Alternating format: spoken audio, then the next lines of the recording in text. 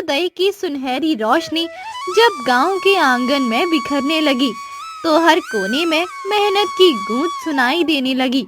अर्जुन, जो अपने छोटे से जीवन में हर दिन नई चुनौतियों से लड़ता था, आज लकड़ियां बेचने निकल पड़ा था। अर्जुन भाई, तुम्हारी लकड़ियां तो सच्ची मेहनत की महक लिए आई हैं, पर लगता है किस्मत भी तुम्हारा साथ नहीं देती। भाई, मैंने अपनी दिनचर्या में अपना सर्वस्व लगा दिया है। मेरी मेहनत से ही माँ का इलाज चलता है। अगर किस्मत साथ ना दे तो भी उम्मीद का दामन नहीं छोड़ता।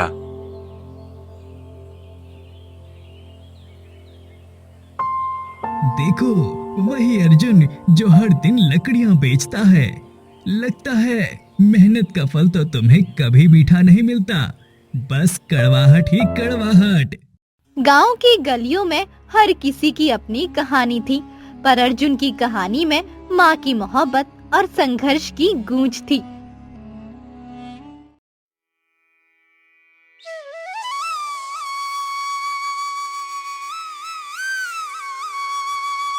अर्जुन अपनी थोड़ी सी कमाई लेकर श्री देशमुख के व्यापारी घर की ओर बढ़ा। यहाँ हर दिन उसे नए नए छल और ठगी का सामना करना पड़ता था।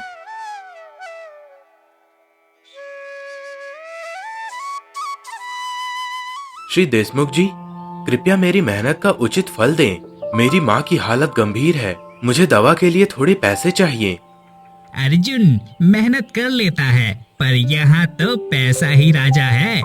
पहले उधार चुका, तभी दवा मिलेगी। मेरी दुकान में कोई दया नहीं, केवल हिसाब किताब चलता है। लेकिन सर, मेरी माँ की तबीयत इतनी खराब है कि उसका इलाज आज ही करना जरूरी है। बेटा, दुनिया में किसी के दिल की दया यहाँ काम नहीं आती। मेहनत का फल तो अक्सर मीठा नहीं होता। तुम समझदार बनो, नहीं तो यही हाल रहेगा। मुझे पता है, पर माँ की जान अब हमारे हाथ में है। कोई सहारा नहीं, बस मेरी मेहनत और इस आशा की किरण बची है। बेटा, बिना पैसे के दवा नहीं मिलेगी। यहाँ तक कि हमारी भी मेहनत को सब नजरअंदाज कर दिया जाता है। पहले अपने कर्ज निपटा ले, तभी आगे बढ़।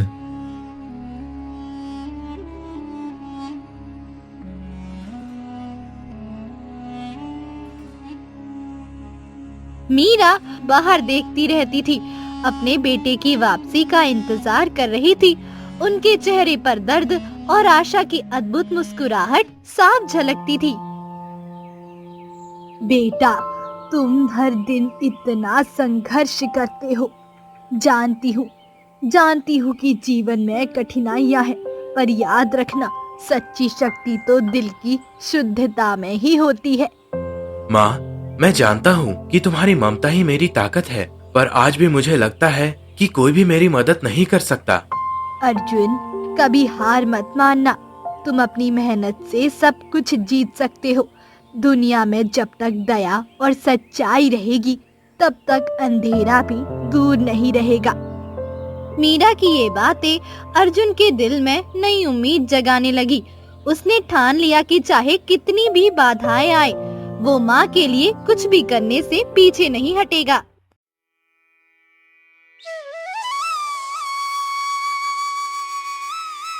अर्जुन निराश मन से रास्ता भूलकर जंगल की ओर चला गया। वहाँ का सन्नाटा और ठंडी हवा उसके दर्द को कुछ कम कर रही थी। अचानक एक मधुर सी आवाज उसके कानों में गूंजी।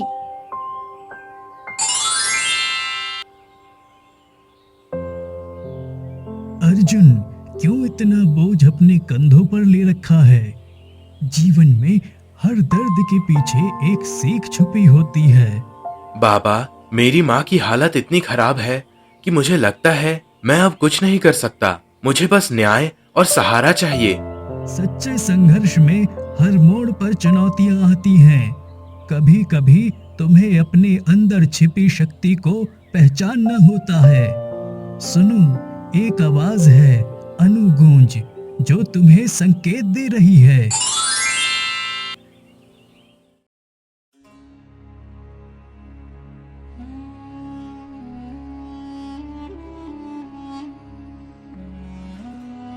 अर्जुन, अगर तुम अपनी तकदीर बदलना चाहते हो तो मेरे प्रश्न का उत्तर दो।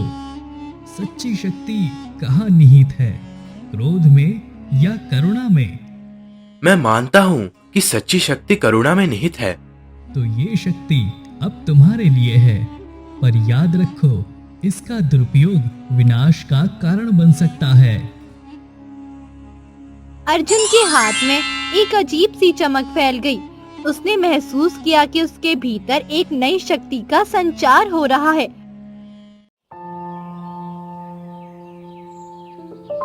याद रखो बेटा, शक्ति का सही उपयोग तभी सार्थक होता है जब वो दया और करुणा में बदले। नई शक्ति से ओत-प्रोत अर्जुन ने ठान लिया कि अब वो समाज के अन्याय का सामना करेगा। वो महाराजा अमर के दरबार की ओर बढ़ चला, जहां न्याय और नैतिकता की कसौटी पर शासन तो था ही।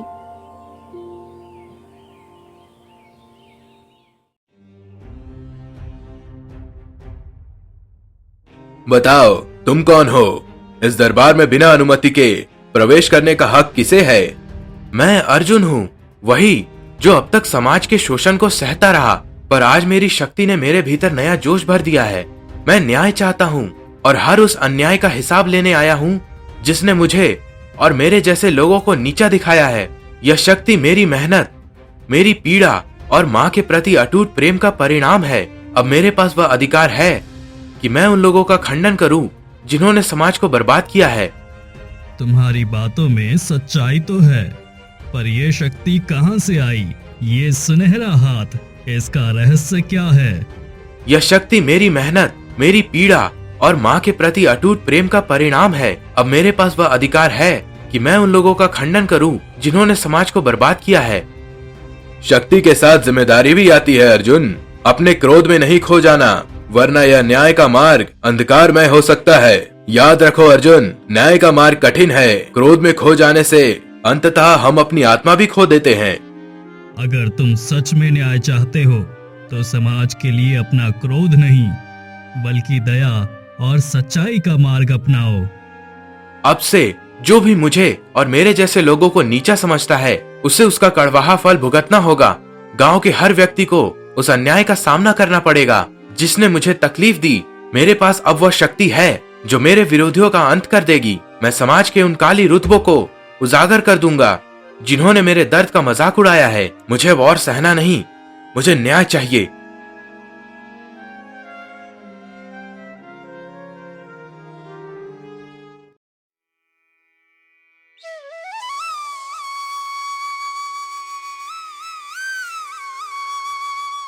अर्जुन, तुम बदल गए हो।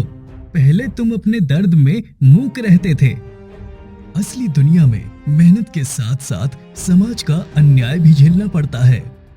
क्या तुम्हें लगता है कि सिर्फ मेहनत ही सब ठीक कर देगी? क्या ये वही न्याय है? क्रोध से तो केवल विनाश होता है, पर सच्चा न्याय तो दया में है। हम सब मिलकर एक ऐसा समाज बनाएंगे जहां न्याय और दया का एक समान पालन हो। केवल क्रोध ही नहीं, बल्कि समझदारी और प्रेम ही हमें आगे बढ़ाएंगे। मैं कहता हूँ इस नई शक्ति का कोई मुकाबला नहीं कर सकता। पर देखो, मेहनत का फल कभी मीठा नहीं होता। तुम समझदार बनो। मेरे पास अब वह शक्ति है जो मेरे विरोधियों का अंत कर देगी। मैं समाज के उन काली रुतबों को उजागर कर दूंगा जिन्होंने मेरे दर्द का मजाक उड़ाया है। माँ, मैंने केवल अन्याय का हिसाब लेने की कोशिश की, पर अब लगता है कि मेरा क्रोध मुझे भी अंधा कर रहा है। सच्चा न्याय तो दया में होता है बेटा। अपने भीतर की शक्ति को पहचानो और उस दया से काम लो जो तुम्हें इंसान बनाती है। मीरा के ये शब्द अर्जुन के हृदय में एक गहरा दहशत का कारण बने। उसे एहसास हुआ कि उसने समाज को तोड़ने के साथ साथ अपनी आत्मा का भी विनाश कर दिया है। उसी क्षण बाबा सूर्य फिर से प्रकट हुए। अर्जुन, शक्ति का दुरुपयोग केवल विनाश ही लाता है। तुमने अपने क्रोध को शक्ति में बदल दिया, पर याद रखो, सच्ची शक्ति दया और करुणा में निहित होती है। बाबा, मैं समझ नहीं पा रहा हूँ कि मैंने कहाँ गलती कर दी। मैंने अन्याय का प्रतिकार करने की कोशिश की, पर मुझे अब लगता है कि मैंने अपने ही स्वभाव को खो दिया है। मैंने अपनी आंखों में जो चमक देखी वह अब मेरे क्रोध की चमक बन गई है। तुम्हें अपने भीतर झांकना होगा, अपने दिल की गहराई में छुपी सच्चाई को पहचानना होगा, तभी तुम असली न्याय पा सकते हो। याद रखो अर्जुन, सच्ची शक्ति अपने अंदर की अच्छाई और दया में छुपी होती है।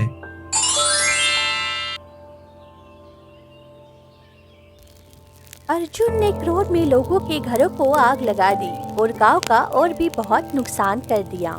दूसरे दिन जैसे ही राजे को पता चला, अर्जुन को महल में बुलाया। मुझे अपनी गलती का एहसास हुआ है। अब मैं यह आदेश देता हूँ कि गांव में हुए नुकसान की भरपाई की जाएगी। मैं अपने क्रोध से उत्पन्न हुई इस अंधेरी रात को समाप्त करना चाहता हूँ। अब मैं अपने हाथ में आई शक्ति का उपयोग करूंगा ताकि गांव में शांति और न्याय पुनः स्थापित हो सके। बेटा, ये क्या हो रहा है? क्या यही न्याय है जिसकी तुम चाह रखते थे? ये तो केवल विनाश का मार्ग है। मैं वचन देता हूँ कि अब से मैं अपनी शक्ति का सदुपयोग उन लोगों की सेवा में करूंगा जिन्हें सचमुच मदद की आवश्यकता है। हम सब मिलकर एक ऐसा समाज बनाएंगे जहाँ हर इंसान को उसका सम्मान मिले। मैंने सीखा है कि क्रोध से केवल विनाश होता है, पर दया से हम अपने आप को और समाज को पुनः संवार सकते हैं। इस प्रकार अर्जुन की कहानी ने सभी को ये सीख दिया कि जीवन में कठिनाइयाँ आएंगी, पर जब हम अपने अंदर की दया और करुणा को जागृत रखते हैं, तभी हम असली नेता बनते हैं। यही है शुद्ध मन की ताकत।